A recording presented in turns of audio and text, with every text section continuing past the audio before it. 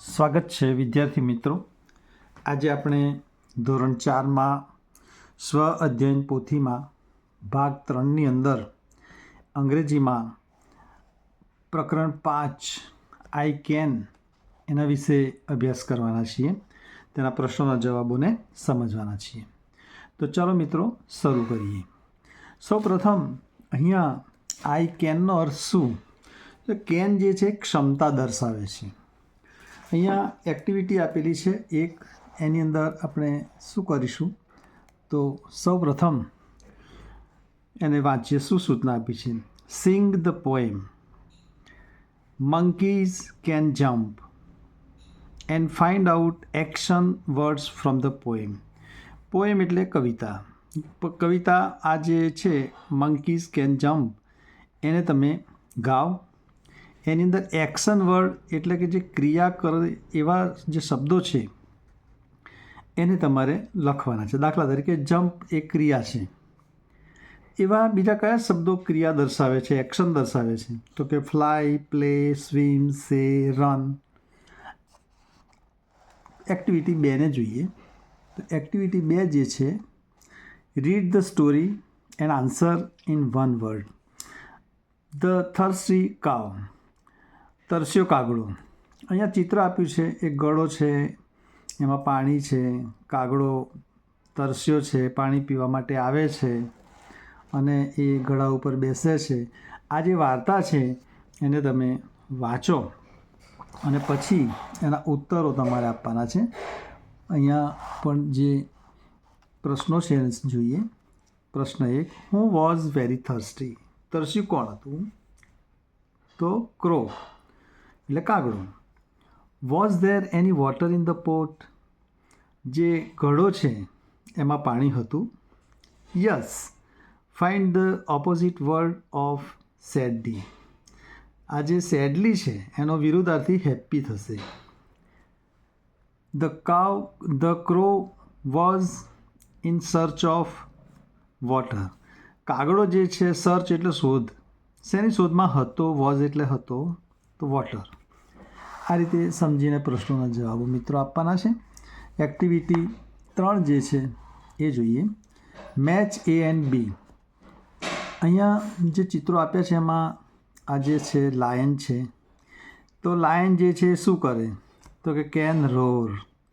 અહીંયા મંકી છે તો મંકીને લાગુ પડતું શું છે અહીંયા? તો કેન જમ્પ, કૂદકા મારે છે.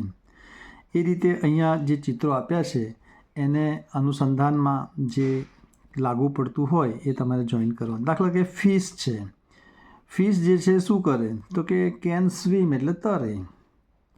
દાખલા તરીકે અહીંયા પક્ષી દોરેલું છે, બર્ડ. તો બર્ડ શું કરશે? તો બર્ડ્સ એ ઉડી શકે એટલે કેન ફ્લાય. બરાબર, ઉડી શકે છે. તો એ રીતે તમારે આ જવાબો આપવાના થશે. અહીંયા એક બિલ આપેલું છે દુકાનનું. સ્ટાર સ્ટેશનરી સ્ટોર, કડી. બિલ નંબર છે, તારીખ છે, અહીંયા એને શું શું વિગતો લખી છે, લીધી છે, એની કિંમત, રેટ એટલે ક્વોન્ટિટી એટલે કેટલી સંખ્યામાં લીધી છે.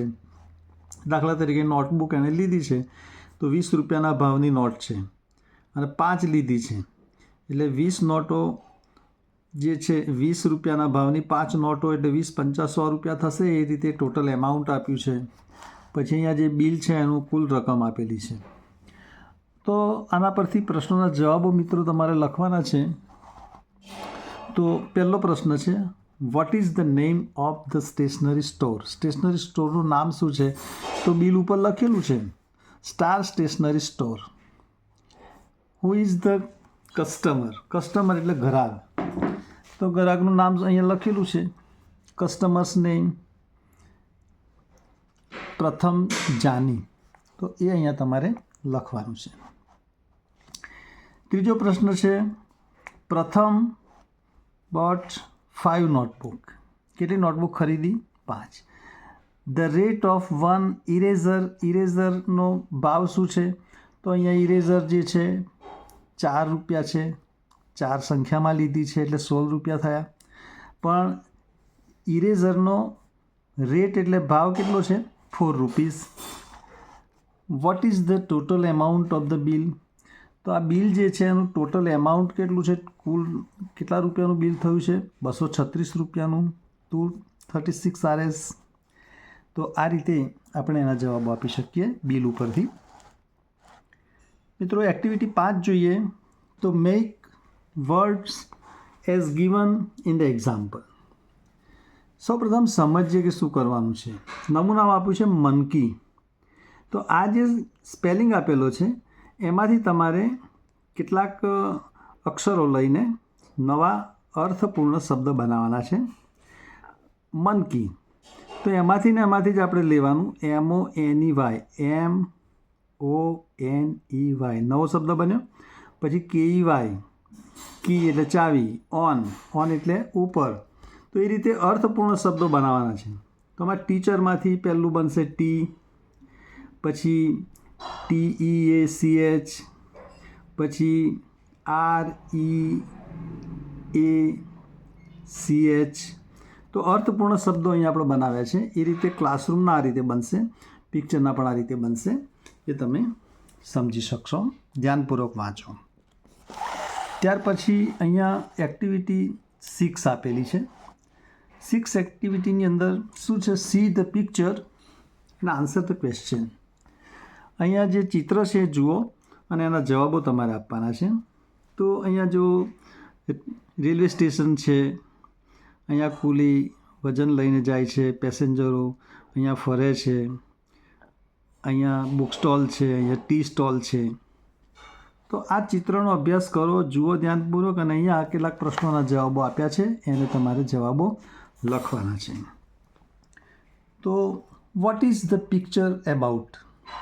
ચિત્ર વિશે તમે શું કહેશો? The picture about railway station. How many stall are there in the picture? ચિત્રમાં કેટલા સ્ટોલ છે?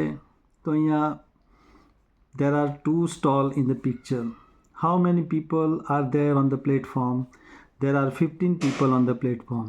તમે પ્લેટફોર્મ પર કેટલા માણસો છે એને ગણો તો 15 people થશે. Do you like train? Yes, I like train. Is there a train on the platform? Yes, there is a train on the platform. તો ટ્રેન અત્યારે ક્યાં છે? પ્લેટફોર્મની ઉપર. એક્ટિવિટી 7 જે છે એને સમજીએ. લુક એટ ધ પિક્ચર, ચિત્ર જુઓ, and write sentence as given in the example. અહીંયા આ છોકરો છે, વાંચી રહ્યો છે, આર્યન નામ છે, રીડ એટલે વાંચે છે.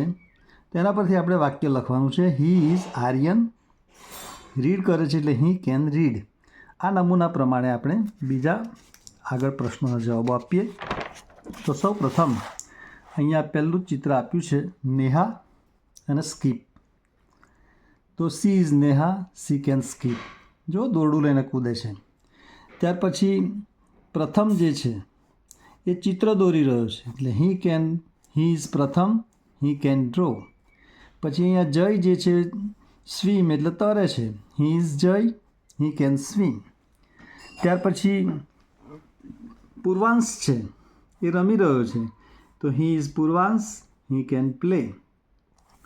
ત્યાર પછી અહીંયા એક છોકરી છે, રાધા છે, ગીત ગાય છે, એના હાથમાં માઇક છે જુઓ. તો આ છોકરી છે એટલે આપણે સી લખીશું. She is Radha, C can sing. ત્યાર પછી એક્ટિવિટી 8 આપણે જોઈએ. તો એક્ટિવિટી 8ની અંદર શું છે મિત્રો?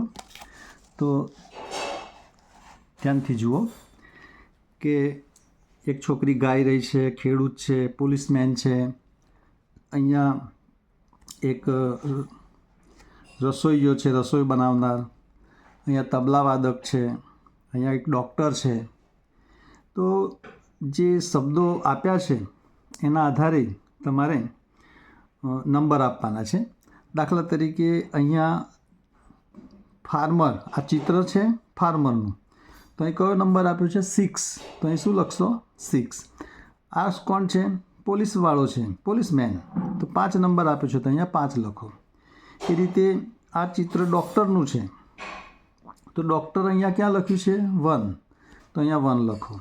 પછી આ તબલાવાદક જે છે એ મ્યુઝિશિયન કહેવાય. મ્યુઝિશિયન એટલે 3, તો અહીં 3 લખો. પછી આ જે ચિત્ર છે એ કુક એટલે રસોઈ બનાવનાર, તો અહીંયા 2 લખો. અને આ ગીત ગાઈ રહી છે છોકરી, તો એને આપણે ઇંગ્લિશમાં કહીશું સિંગર, તો 4 નંબર છે. મિત્રો તમારે અહીંયા સાયન્ટિસ્ટ લખેલું છે પણ કોઈ સાયન્ટિસ્ટ છે નહીં, ડૉક્ટર છે, એટલે આ સુધારી લેવાનું રહેશે. આગળ એક એક્ટિવિટી જોઈએ. Activity 9. Write the name of A proper profession in the blank. જે વ્યવસાય છે એને અનુરૂપ તમારે નામ લખવાનું છે. આઈ કુક ટેસ્ટી ફૂડ એટલે હું ખોરાક સ્વાદિષ્ટ રાંધું છું, તો એ કુક કહેવાય. પછી એરેસ્ટ થીફ, તો ચોરને કોણ એરેસ્ટ કરે? પોલીસમેન. પછી પ્લે તબલા રમે એને શું કહેવાય? મ્યુઝિશિયન. સિંગ સોંગ, જે ગીત ગાય એને સિંગર કહેવાય. અને વર્ક ઇન એ ફાર્મ એટલે ખેતરમાં કામ કરે એને ફાર્મર કહેવાય. તો એ રીતે જવાબો આપવાના છે. ત્યાર પછી એક્ટિવિટી 10 જોઈએ મિત્રો. તો અહીંયા શું આપેલું છે સૂચનામાં? See the picture and fill in the blank with in, on, under and near. તો મિત્રો એ શબ્દોનો ઉપયોગ ક્યારે થાય આપણે જોઈએ જરા. દાખલા તરીકે અહીંયા ચિત્રને સમજીએ તો આ એક ટીપોય છે, એની ઉપર પેન્સિલ પડી છે એટલે ઓન કહેવાશે, ઓન ધ ટેબલ. પછી અહીંયા બુક જેવું લાગે છે તો એ ઓન લખાશે. પછી ટીપોની નીચે અહીંયા જે વસ્તુ છે એ અંડર છે, અંડર કહેવાશે. પછી આ જે વોલીબોલ છે બોક્સની અંદર છે એટલે ઇન આવશે, એમાં ઇન ધ બોક્સ. પછી આ જે સ્ટીક છે એની બાજુમાં પડી છે એટલે બિસાઇડ કહેવાશે. પછી આ પુસ્તકો જે છે કબાટની અંદર છે એટલે ઇન આપણે વાપરીશું. તો આ રીતે આપણે એનો ઉપયોગ કરીને જવાબો આપવાનો પ્રયત્ન કરીએ. ચિત્રમાં જોઈએ અને એ વસ્તુ લખતી વખતે કયો શબ્દ વાપરીશું. તો અહીંયા this is Montu's room, it is beautiful, his school bag on the chair એટલે ખુરશી ઉપર છે. તમે અહીંયા જુઓ તો અહીંયા જે ખુરશી છે એની ઉપર જે છે એટલે ઓન લખ્યું છે, બરાબર. તો એ પ્રમાણે તમારે હમણાં મેં જે સમજાવ્યું છે એ રીતે ઇન, ઓન, અંડર અને નિયર એ સમજીને આ ખાલી જગ્યાઓ આ રીતે પૂરવાની છે. ત્યાર પછી આગળ એક્ટિવિટી 11 જોઈએ. Write the proper word in the blank. ખાલી જગ્યામાં યોગ્ય શબ્દ પૂરો. હમણાં જ સમજાય એ પ્રમાણે આ છોકરો સોફા પર બેઠો છે, તો સોફાની ઉપર છે એટલે ઓન ધ સોફા આવશે. પછી અહીંયા જે હરણ છે એ ઝાડની નીચે છે એટલે અંડર આવશે. અને આ જે જાર છે બરાબર, એની અંદર કેટ છે તો કેટ ઇન ધ જાર એટલે અંદર છે, અંદર એટલે ઇન આવશે. તે રીતે મિત્રો એક્ટિવિટી 12 જોઈએ. તો study the table and complete the dialogue. અહીંયા સ્ટુડન્ટ છે Rohan, swim in a pool. Suhani, draw a beautiful picture. Manisha, cook good food. Dhruv, sing an English prayer. તો અહીંયા પ્રશ્નોના જવાબોમાં જોઈએ તો ટીચર કહે છે Suhani what can you do, તું શું કરી શકે? તો સુહાની કહે છે અહીંયા ઉપર કોષ્ટકમાં આપ્યું છે પ્રમાણે I can draw a beautiful picture. એ રીતે ટીચર દરેકને પ્રશ્ન પૂછે છે અને એ પ્રમાણે અહીંયા તમારે જવાબો લખવાના છે. રોહન જે છે તો Rohan vote can you do, Rohan શું કરી શકે? તો રોહન કહે છે આઈ કેન સ્વિમ ઇન એ પૂલ. અહીંયા પુસ્તકમાં જે આપ્યું છે એ પ્રમાણે જવાબો લખવાના રહેશે. એક્ટિવિટી 13 આપણે જોઈએ. તો fill in the blanks and complete the answer. My family વિશે વાત કરે છે. તો અહીંયા આપણે નમૂના પ્રત વાત કરી છે, તમારે તમારું લાગુ પડતું લખવાનું છે. How many member are there in your family, તમારા કુટુંબમાં કેટલા સભ્યો છે? તો તમે ભાઈ બહેન હોય, માતા પિતા હોય અને દાદા દાદી હોય તો 6 લખાય. તમારે જેટલા સભ્યો ઘરમાં હોય એ પ્રમાણે લખવાનું છે. પછી વોટ્સ યોર ફાધર્સ નેમ, તો પિતાનું નામ જે હોય એ લખવાનું છે. વોટ્સ યોર મધર નેમ, તો માતાનું નામ જે હોય એ લખવાનું છે.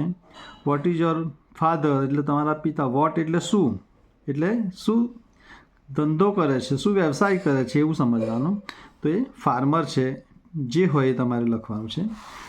વોટ ઇઝ યોર મધર, તો માતા શું વ્યવસાય કરે છે. વોટ એટલે વ્યવસાય શું કરે છે, તો ટીચર છે. જે હોય એ તમારે લખવાનું. જો ઘરકામ કરતા હોય તો હાઉસવાઈફ લખવાનું. How many brothers do you have, તમારી પાસે કેટલા ભાઈ છે. એક ભાઈ હોય તો one brother. How many sister do you have, તો આઈ હેવ વન સિસ્ટર. એ રીતે જવાબ તમારે લાગુ પડતું હોય એ પ્રમાણે જવાબ આપવાના છે. તો મિત્રો, આ રીતે આપણે પ્રશ્નોના જવાબો બહુ આસાનીથી આપી શકીએ. અને અહીંયા ફની ઝોનની અંદર આપણને બહુ સુંદર વાત કરી છે. શું કહે છે કે read the instruction and draw objects in the given picture. અહીંયા તમને કેટલીક વાતો લખી છે. Draw a sun in the sky, આકાશમાં સૂર્ય. પછી draw a house under the big, ઝાડની નીચે ઘર. પછી નદીમાં માછલી, ઝાડની નીચે બર્ડ્સ એટલે પંખી. ડ્રો એ બોલ નિયર ધ સ્મોલ ટ્રી. તો અહીંયા દડો જે છે ઝાડની નીચે, તો અહીંયા ચિત્ર તમે જુઓ મિત્રો. તો સૂર્ય દોર્યો છે, બિગ ટ્રી છે એની નીચે હાઉસ દોર્યું છે, પાણીમાં ફિશ દોરી છે માછલી, ઝાડ ઉપર પક્ષી દોર્યું છે, અને આ ઝાડની નીચે અહીંયા બોલ દોર્યો છે. તો મિત્રો, આ પ્રમાણે આપણે ફની ઝોનની અંદર સૂચના પ્રમાણે કામ કરી શકીએ. મિત્રો, વિડીયો ગમ્યો હોય તો લાઈક કરો, શેર કરો, સબસ્ક્રાઈબ કરો. Thank you very much.